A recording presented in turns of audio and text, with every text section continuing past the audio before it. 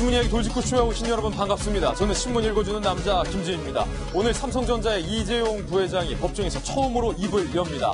자신의 입장을 처음으로 진술을 하게 되는데 과연 이재용 부회장의 입에서 어떤 말들이 나올까요? 특검과 삼성전자 이재용 부회장의 팽팽한 대결, 벌써 다음 주가 결심 공판입니다. 그 결과는 어떻게 나올지요? 오늘 돌직구쇼에서 예측 한번 해보겠습니다. 오늘 조간신문은 어떤 뉴스 보도하고 있는지 지금부터 저와 함께 하시죠. 먼저 동아일보입니다.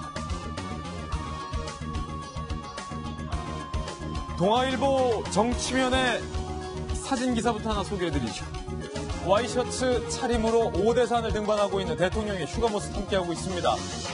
날씨가 더웠죠? 셔츠도 젖고 머리카락도 많이 젖은 그런 모습입니다. 시민들과 반갑게 인사하고 있는 모습. 청와대는 대통령의 휴가와 관련해서 휴가 중에도 외교 안보는 실시간으로 챙기고 있다, 이렇게 설명을 했습니다. 그러나 미국 정상과 우리 대통령이 통화하지 않은 것을 두고 계속해서 뒷말이 나오고 있습니다. 일각에서는 조기 복귀가 있는 것 아니냐, 대통령이 휴가를 빠른 시일에 마치고 조기 복귀하는 것 아니냐라는 관측도 나왔지만 청와대는 사실무근이다, 이렇게 밝혔습니다. 다음 신문입니다. 이번엔 한국일보 1면입니다. 그런데 상황은 심상치가 않습니다. 북한이 ICBM 미사일을 발사하고서 바로 이틀 뒤에 알고 보니 잠수함 발사 탄도미사일 사출 시험을 했던 것으로 미 정부 당국에 의해서 밝혀졌습니다. ICBM 발사 이틀 뒤에 SLBM 사출 시험을 했다는 건 김정은이 숨도 쉬지 않고 재빨리 시험을 하고 있다는 겁니다. 김정은과 북한의 도발 계획은 쉼이 없다는 겁니다. 쉼이 없는 북한과 마주하고 있는 현재 상황. 곧이어 북한이 SLBM 도발을 할 것이라는 관측도 나오고 있는 대목입니다. 다음 신문입니다.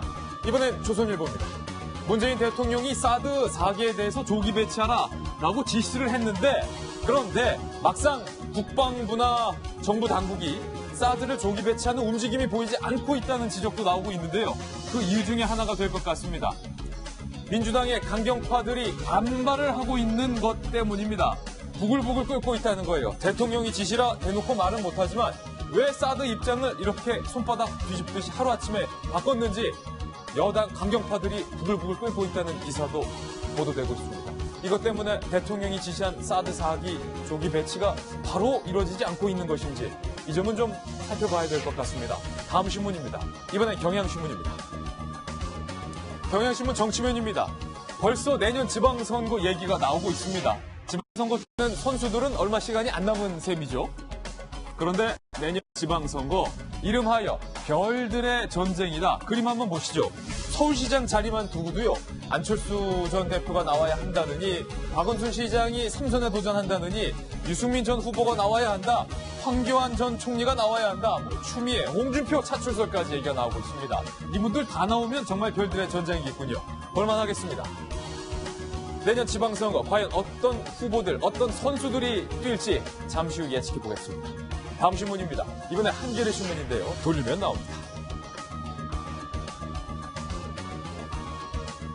오늘 이재용 부회장의 법정 진술이 예고돼 있는 가운데 삼성가에서는 이런 얘기가 나오고 있습니다.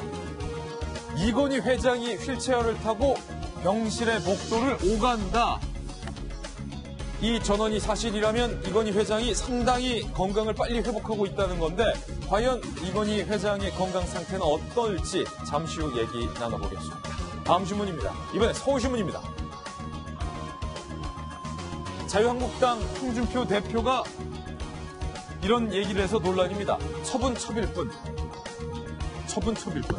바른정당을 향해서 너는 첩, 나는 본첩, 이렇게 비유를 한 것인데 하필 비유를 해도 왜 첩을 비유하냐 논란입니다. 특히 여성당 대표인 바른정당의 이해운 대표가 매우 유감을 표했습니다. 뭐라고 유감 표했는지 잠시 후 들어보겠습니다. 첩일 뿐. 다음 신문입니다. 이번엔 중앙일보인데요. 역시 돌리면 나옵니다. 이런 의문이 있다는 겁니다. 여러분 그거 아셨습니까? 우리 정부가 간소한 환경영향평가를 실시했고 그 결론이 사드에서는 전자파가 하나도 안 나오더라라는 결론을 정부가 도출했는데 발표를 우리 정부가 안 하고 있었다는 겁니다. 왜 사드 전자파 0이 나왔다는 환경평가 결과를 발표 안 했느냐? 국방장관에게 국회의원들이 캐묻자 제가 대통령에게 보고를 안 했습니다. 라고 국방장관이 답을 했습니다.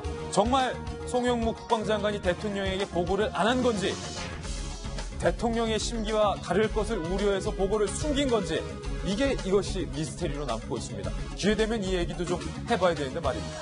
오늘 폭넓은 주제 준비됐습니다. 여러분께서는 지금 고품격 뉴스토크 신문 이야기 돌직구쇼를 시청하고 계십니다.